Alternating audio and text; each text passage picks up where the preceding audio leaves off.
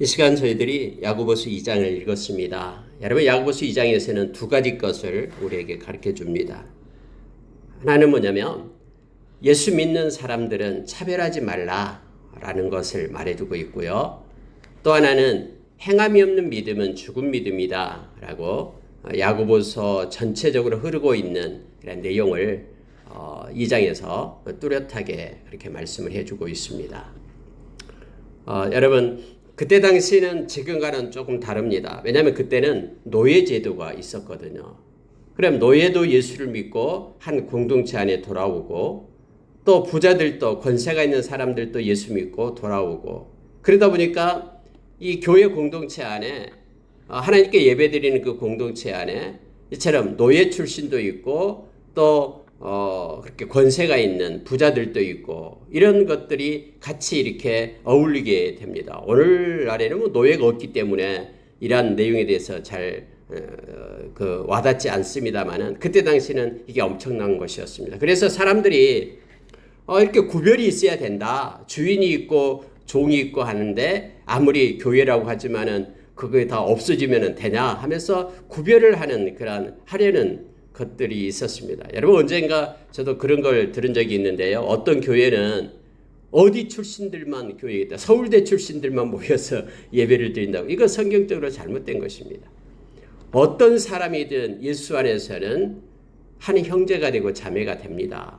이걸 지금 서로 사랑하라라는 것을 말하면서 야고보서 2장에서는 먼저 그것을 얘기합니다. 만약에 차별을 한다 그러면 이건 악한 생각으로 행하는 것이다. 하나님 보시기에 아름답지 못하다라고 말씀하면서 이것을 버릴 것을 요청해 주고 있습니다. 여러분, 우리가 잘 알다시피 바울 사도가 감옥에서 만난 노예 출신 오네시모를 영접을 하게 되죠. 그가 예수를 믿고 하나님의 자녀가 되니까 그의 주인이었던 빌레몬에게 바울 사도는 편지를 씁니다. 네가 그를 받아라, 용납하라, 형제로 용납하라 라고 말합니다. 만약에 그가 너에게 빚진 것이 있으면 내가 다 갚겠다 하는 식으로 해서 빌레몬서를 썼음을 우리는 너무나 잘 알잖아요. 그러니까 세상의 조건들이 아무리 가난하든 부자든 많이 배웠든 적게 배웠든 어린아이든 또 나이가 많든 예수 안에서 서로 존중하고 서로 사랑할 것을 지금 요청해주고 있는 것입니다. 자, 여러분, 그 내용을 한번 먼저 보십시오.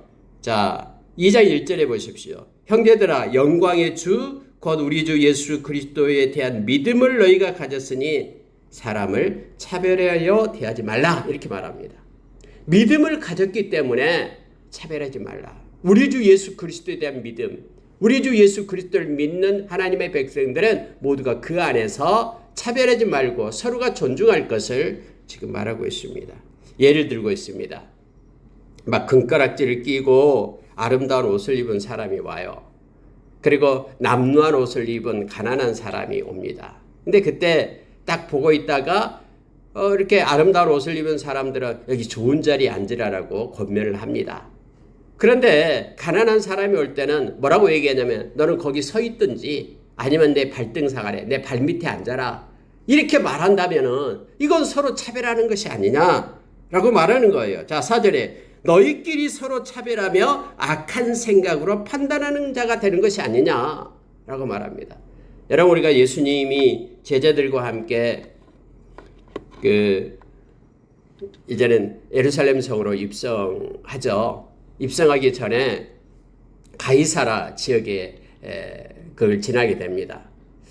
그때 예수님은요, 이 남루한 옷을 입고 갑니다. 예수님 원래 가난했기 때문에 그랬죠. 제자들도 뭐 그렇게 별 볼 일 없는 형편이 그렇게 좋은 것은 아니죠. 그때 예수님께서 이 가이사라 빌립보 지역, 빌립보가 아니라 가이사라 그 눈앞에 나타나는 그것으로, 가이사라는 원래 그 지역이죠. 그 로마 황제를 위하여 만든 도시잖아요. 이렇게 막 멋있어요. 휘황찬란하고. 그럴 때 예수님이 제자들 향해 그렇게 묻습니다. 사람들이 나를 누구라 하더냐? 언제까지 제자들이 얘기합니다. 뭐 엘리야, 예레미야, 또 어떤 선지자 이렇게 말합니다. 그러면 너희는 나를 누구라 하느냐 해서 말할 때 마태복음 16장 16절 말씀 베드로가 그렇게 대답하잖아요. 주는 그리스도시요 살아계신 하나님의 아들입니다. 비록 남날 옷을 입었지만 초라하게 보일지만 주님은 그리스도십니다. 메시아입니다. 그리고 살아계신 하나님의 아들입니다. 이런 고백을 하잖아요. 그러니까 예수님께서 바요나 시몬아 네가 복이 있다. 이걸 알게 하는 일은 하나님이다. 너가 육체적으로 아는 것이 아니라 하나님이 가르쳐줬다라고 복을 내리면서 그 신앙 고백 위에 내 교회를 내가 세우리라라고 말하죠. 음부의 권세가 해하지 못하는 교회를 세우겠다라고 주님 말씀해주고 있잖아요. 여러분, 외모를 보고 판단하지 말라라고 주님은 말씀합니다. 비록 신분이 노예라고 할지라도 가난하다고 할지라도 남는 옷을 입었다 할지라도 서로 판단하면서 행할 때에는 차별할 때에는 이건 악한 생각으로 하는 것이다. 그러니 그걸 하지 말 것을 말합니다. 그러면서 여러분요 5절에 보십시오. 내 사랑하는 형제들아 들을지어다 하나님이 세상에서 가난한 자들을 택하사 믿음에 부유하게 하시고 또 자기를 사랑하는 자들에게 약속하신 나라를 상속으로 받게 하지 아니하셨느냐. 사람의 기준과 세상의 기준은 이처럼 구별을 하지만은 하나님께서는 가난하든 부유하든 하나님은 세상에서 가난한 자를 택하사 믿음을 줬다라는 거예요. 그리고 하나님의 자녀가 되게 했다라고 말합니다. 뿐만 아니라 하나님의 나라를 약속하지 않았느냐라고 말합니다. 하나님의 천국을 받게끔 그렇게 하나님이 행했기 때문에 그를 존귀 여기라라고 말하고 있습니다. 여러분 그때 당시와 오늘날은 좀 다릅니다만은 오늘날에도 역시 이런 차별이 있는 경우가 있습니다. 그런데 의도적으로 우리가 이 말씀을 붙잡기를 원합니다. 그래서 존중하며 함께 세울 것을 요청해주고 있습니다. 가난한 자를 업신여기지 말라라고 지금 말하고 있습니다. 부자들은 너희를 압제하고 그때 다시 권세가 있고 힘 있는 사람들이 대부분 부자잖아요. 오늘날은 그렇지 않습니다만 그래서 너희들을 압제하고 끌고 가고 빼앗고 해서 그가 부자가 된 것이 아니냐. 그러니 하나님의 사람들은 서로 하나 되고 서로 존중할 것을 가장 먼저 말합니다. 그러면서 이 말씀을 해요. 자, 8절에 보십시오. 만일 성경에 기록한 대로 내 이웃 사랑하기를 내 몸과 같이 하라 하신 최고의 법을 지키면 잘하는 것이다. 그러나 차별하여 대하면 죄를 짓는 것이니 범법자가 되리라 라고 말합니다. 내 이웃을 내 몸과 같이 사랑하라. 이것이 최고의 법이다라고 말합니다. 여러분 십계명을 두 가지로 나누잖아요. 하나님에 대한 사랑과 이웃에 대한 사랑으로 나누죠. 근데 내 이웃을 내 몸과 같이 사랑하라. 이것은 최고의 법입니다. 이걸 지키면 잘하는 것이다. 하나님이 기뻐하는 것이다. 그런데 이걸 지키지 않고 차별하고 업신여기면은 이것은 범죄자가 된 것이다. 하면서 율법에 여러 가지 것들이 있는데 예를 들어서 간음하지 말라, 살인하지 말라. 간음하지 말라 하는 그 하나님께서 살인하지 말라 했는데 간음은 안 했다 해도 살인하면은 이건 죄를 짓는 것이다라는 거예요. 내 이웃을 내 몸과 같이 사랑하라라고 얘기했는데 그 말씀을 지키지 않는 것은 바로 죄를 짓는 것이다. 해서 차별하게 대하지 말고 서로 존중하며 사랑할 것을 말하고 있습니다. 그래서 예수 안에서 이게 중요합니다. 교회 공동체 안에서 서로를 세우고 함께할 것을 요청합니다. 히브리서 13장에도 역시 우리에게 가르쳐주고 있죠. 형제 사랑하기를 계속해라. 이 형제 속에서는 가난하든 부유하든 많이 배웠든 적게 배웠든 모든 사람을 그렇게 존중하며 사랑할 것을 계속해서 사랑할 것을 요청하고 있음을 보게 됩니다. 만약에 그런 긍휼이 없다 그러면은 성경이 이렇게 말하죠. 13절입니다. 긍휼을 행하지 아니하는 자에게는 긍휼 없는 심판이 있으리라. 긍휼은 심판을 이기고 자랑하는지라. 여러분 이 긍휼이라는 단어는 헬라어로 엘레오스라는 이 헬라어인데요. 이 긍휼이 뭡니까? 말이나 행동으로 하나님의 은혜로 상대방을 불쌍히 여기는 자비로운 마음이잖아요. 그러니까 하나님은 긍휼의 하나님, 자비의 하나님이시잖아요. 근데 성경에서 저와 여러분으로 하여금 긍휼의 옷, 자비의 옷을, 하늘의 옷을 입을 것을 요청합니다. 그래서 우리가 긍휼을 가지고 서로를 대할 것을, 가난하고 힘든 사람, 소외받는 사람, 그들에게 마음을 줄 것을 지금 성경은 말합니다. 이러한 긍휼을 가질 때 우리가 이것을 갖다 우리가 야고보서 1장 27절에서도 나왔잖아요. 이것이 곧 하나님 앞에서 정결한 경건이다. 더러움이 없는 경건이다라고 말합니다. 우리로 하여금 공동체 안에서 긍휼을 가지고 대할 것을 요청해 주고 있습니다.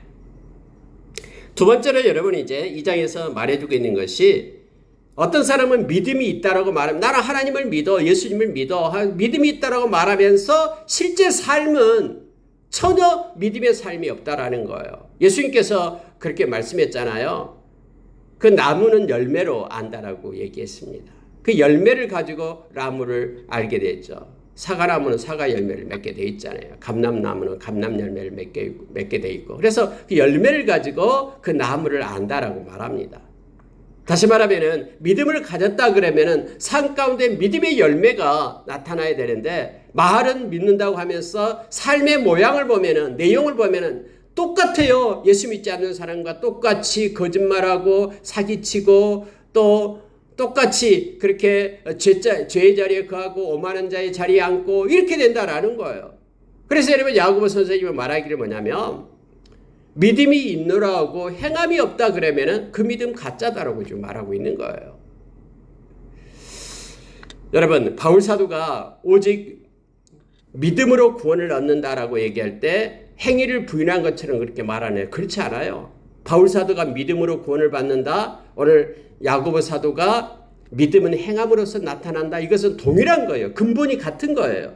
그럼 바울 사도는 얘기할 때 뭐냐면 어떤 사람은 하나님을 믿지 않아요. 그러면서 행위를 가지고 그렇죠? 삶에서 뭔가를 행하고 뭔가 행위를 나타내야지만이 구원을 얻는다고 착각하는 사람이 있어요. 그들을 향해서 바울 사도는 행함으로가 아니라 믿음을 가지고 있어야지 구원을 얻는다라고 외친 거고요. 지금 야고보 선생님은 반대예요. 어떤 사람은 내가 믿음이 있다라고 말하면서 행함은 전혀 없는 거예요. 그럴 때 믿음은 행함과 함께 역사한다라고 지금 말하고 있는 거예요. 그래서 어느 부분을 보면서 지금 권면하고 있느냐에 따라서 달라진 것이지 동일한 근본을 가지고 있음을 말하고 있습니다. 자, 여러분 14절 보십시오. 내 형제들아 만일 사람이 믿음이 있노라 하고 행함이 없으면 무슨 유익이 있으리요? 믿음이 능히 자기를 구원하겠느냐? 행함 없는 그 믿음이 자신을 구원하겠느냐? 그럴 수 없다라고 말하는 거예요. 그래서 여러분 마지막에 26절 이렇게 말합니다. 영혼 없는 몸이 죽은 것 같이 행함이 없는 믿음은 죽은 것입니다. 영혼 없는 몸. 영혼이 없으면 영혼이 떠나면은 몸은 그냥 흙이잖아요. 그런 것처럼 행함이 없는 믿음은 죽은 것이다. 해서 믿음의 본질은요. 삶이에요. 삶. 그래서 믿음의 삶이라고 얘기하잖아요. 삶 가운데 행함이 없다 그러면은 그 믿음은 죽은 것이다라고 이 영혼과 몸의 관계를 가지고 지금 성경은 우리에게 가르쳐주고 있습니다. 믿음이 있으면 반드시 삶을 통해서 드러나게 되어 있다라는 것을 성경은 가르쳐주고 있죠. 자, 거기다 예를 이렇게 합니다. 한 형제가 있는데 형제가 못 살아요. 배가 고파요. 그래서 형제나 자매가 헐벗어요. 일용할 양식이 없습니다. 굶고 있어요. 그런데 그에게 가서 믿음이 있다라고 말하면서 이렇게 말합니다. 평안히 가라, 덥게 하라, 배부르게 하라. 이 말만 하고 자기는 많은 것들을 가지고 있으면서 나눠주지 않는다 그러면은 진짜 이게 무슨 유익이 있냐라는 거예요. 말만 하는 것은 무슨 유익이 있냐. 그래서 행함이 없는 믿음은 이와 같다라는 거예요. 말만 하는 것이지 실제 삶 가운데 유익이 없다라고 말하고 있습니다. 그래서 행함이 없는 믿음은 죽은 것이다 라고 말하고 있습니다. 그러면서 또 여기까지 예를 듭니다. 어떤 예를 드냐면요. 자, 귀신을 봐라라는 거예요. 자, 19절입니다. 하나님은 한 분이신 줄을 믿느냐? 잘 아는도다. 하나님은 한 분이고 세상을 창조하신 분이 하나님이고 나 믿고 있다. 그러니 믿음이 있다라고 말하는데 아는 것하고 믿는 것은 다르다라는 것을 지금 말하고 있는 것입니다. 귀신들도 믿고 떠드니라. 여러분 귀신들도요. 하나님을 알아요. 그래서 여러분 우리가 잘 알잖아요. 빌립보로 2차 전도여행 갔을 때 바울 사도가 하나님 말씀을 막 이렇게 전하고 할 때 귀신 들린 한 여자가 막 큰 소리 치잖아요. 나는 저 사람이 누군 줄 안다. 저 사람은 지극히 거룩한 하나님의 종이다. 말씀을 전하다면서 막 떠들잖아요. 여러분 바울 사도를 도와주기 위해서 귀신이 떠들었습니까? 아니에요. 그를 핀잔하고 위협하고 분란을 일으키기 위해서 그래서 복음 전하는 것을 막기 위해서 그런 거잖아요. 하다가 그러니까 바울 사도가 쫓아내버리잖아요. 귀신을 쫓아내고 온전케 하니까 그것 때문에 그 귀신 들린 여자의 그 주인한테 막 두들겨 맞고 그 감옥에 갇히고 하는 사건이 나타나잖아요. 여러분요, 귀신들도 알고 있어요. 알아요. 귀신들도 하나님을 알아요. 원래 귀신들이 그 하나님을 섬기는 타락한 천사들이었잖아요. 처음에요. 그랬더니 아는 것하고 믿는 건 다르다라는 거. 내가 하나님의 한 분이 있는 것을 믿는다라고 말만 하고 삶 가운데 전혀 하나님, 살아계신 하나님 앞에 있는 신앙의 모습이 나타나지 않는다라는 것은 그것 가지고 구원 얻는 것이 아니다라고 지금 말하는 것이에요. 그래서 진심으로 믿게 된다 그러면은 삶 가운데 믿음의 삶이 열매가 나타나게 된다라고 지금 바울 사도 야고보 사도는 지금 우리에게 가르쳐주고 있습니다. 자, 아브라함의 예를 들고 있습니다. 22절 보십시오. 네가 보거니와 믿음이 그의 행함과 함께 일하고 행함으로 믿음이 온전하게 되었느니라. 여러분 이것은요, 두 개는 뗄래야 뗄 수 없는 관계에 있다라는 거예요. 마음에 믿음이 있어야지만이 그게 삶 가운데로 나타나죠. 마음이 먼저 믿지 않으면요, 삶으로 안 나타납니다. 그래서 진심으로 마음으로 믿어 의에 이르고 입으로 시인하여 구원에 이른다라고 로마서 10장 10절에서 가르쳐 주잖아요. 그러니까 지금 아브라함을 예를 들고 있습니다. 하나님께서 아브라함에게 이삭을 바쳐라라고 얘기하잖아요. 그런데 아브라함이 순종을 해요.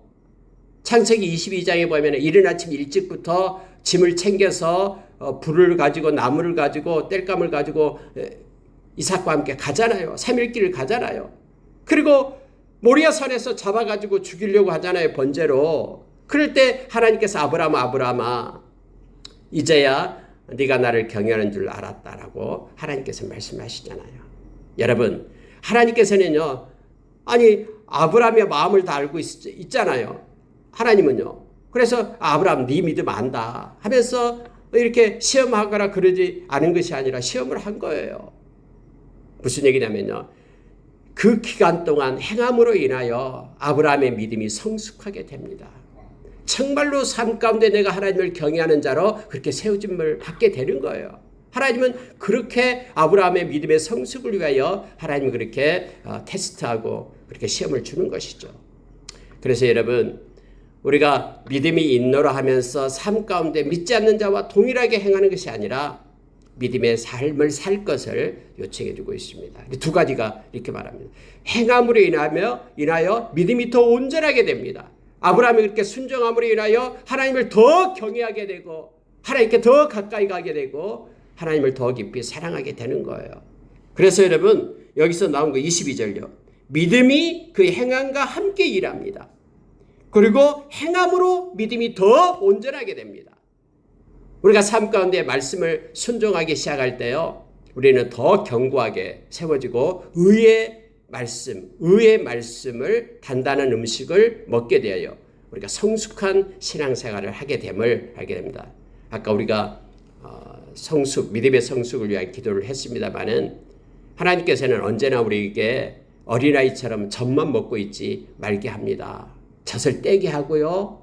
그리고 뿐만 아니라 집에만 있는 것이 아니라 이제는 우리의 보금자리를 흔들어서 밖에 나가서 활동을 하게끔 그렇게 행하시는 하나님이심을 우리는 기억을 해야 됩니다.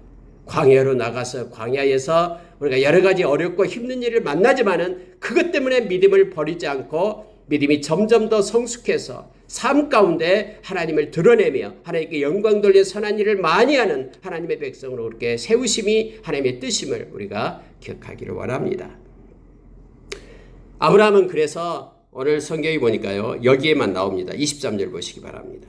이에 성경에 이른바 아브라함이 하나님을 믿으니 이것을 의로 여기셨다는 말씀이 이루어졌고 그는 하나님의 벗이라 칭함을 받았나니. 행함으로 인하여 마음 가운데 있는 믿음을 삶으로 나타냄으로 인하여 아브라함은 하나님의 벗, 하나님의 친구라고 이런 칭함을 받았다라고 말합니다. 더욱더 친밀해진 것입니다. 우리가 삶 가운데 말씀을 순종하며 나갈 때에 믿음으로 살 때에 우리는 더 가까이 하나님께 나아갑니다. 그리고 하나님과 친밀함이 교통이 계속됨을 알게 됩니다. 더 가까이 하나님께로 나아갈 수 있는 것들이 삶을 통해서 나타나게 됨을 깨닫게 합니다. 또 하나의 예를 들고 마치고 있는데요. 기생 라합에 대한 예입니다. 자, 25절 보시기 바랍니다. 이와 같이 기생 라합이 사자들을 접대하여 다른 길로 나가게 할 때에 행함으로 의롭다 하심을 받은 것이 아니냐 라고 말합니다. 여러분, 여호수아 장군이 2명의 정탐꾼을 이제 보냅니다. 그런데 기생 라합, 여리고성에 있는 기생 라합 집에 들어가게 되죠. 근데 기생이 그들을 숨겨줍니다. 그리고 여리고성 왕으로부터 온 그런 군사들을 이렇게 거짓으로 따돌리게 됩니다. 근데 여러분, 왜 이러한 일이 있습니까? 기생 라합이 왜 그가 구원을 받게 되고 이렇게 됐습니까? 자기 민족을 속이는 건데요. 그는 그 여리고성 가나안 땅에 있는 우상들은 참 하나님이 아니다라는 것을 알았습니다. 오직 참 하나님은 여호와 한 분임을 알고 하나님을 섬기기로 작정한 겁니다. 그래서 자기의 생명을 건 거예요. 그래서 하나님의 백성인 그런 정탐꾼 2명을 숨겨줌으로 만약에 들통나게 된다 그러면 자기의 온 가족은 죽게 되는 것이죠. 이것이 행함으로, 믿음은 하나님만이 온전한 하나님이다라고 믿는 그 라합의 그 믿음 때문에 이렇게 2 정탐꾼을 숨겨주는 삶으로, 행위로 나타났다라는 거예요. 그래서 그것을 의로 여겼다라고 말합니다. 히브리서 11장에 믿음의 전당에 기생 라합에 대한 내용이 나오고 있죠.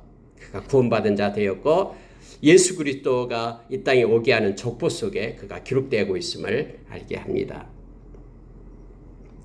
그녀가 우상을 배격하고 하나님을 신뢰한다는 사실을 나타내는 분명한 믿음의 행위가 바로 그 정탐꾼을 숨겨줌으로 인하여 나타나게 됐다라는 것을 지금 성경은 기록하고 있는 것입니다. 어쨌든 믿음이 있다라는 것은요, 이처럼 삶을 통해서 믿음의 행위가 나타나게 됨을 성경은 가르쳐주고 있습니다. 말씀을 마치겠습니다. 오늘 여러분, 야고보서 2장에서는 2가지 삶의 모습을 보여라라는 거예요. 첫째는 차별하지 않는 믿음을 보여라라는 것입니다. 이건 삶입니다. 차별하지 않고 존중하며 높이는, 그래서 긍휼을 가지고 대할 것을 요청해 줍니다. 두 번째는요, 믿음의 열매, 믿음의 삶을 살 것을 요청합니다. 사변적인 믿음이 아니라, 머릿속에만 들어있는 믿음이 아니라 실제 삶 가운데서 살아계신 하나님을 믿는 삶을 살아갈 것을 요청해 주고 있습니다. 그래서 믿음이 없이는 하나님을 기쁘시게 하지 못합니다. 믿는 자는 하나님이 살아계심을 믿어야 됩니다. 그래서 살아계신 하나님 앞에 우리의 삶이 펼쳐지게 해야 됩니다. 또 하나님을 찾는 자들에게 상 주시는 심을 믿어야 된다고 말합니다. 실제 하나님 앞에 나가서 기도하고 하나님께 영광 돌리고 말씀과 기도로 거룩해지는 우리가 되기를 원합니다. 믿음은 행함과 함께 일합니다. 그리고 행함으로 인하여 믿음은 더 온전하게 됩니다. 이것이 오늘 우리에게 가르쳐주는 말씀의 핵심입니다. 함께 기도하겠습니다.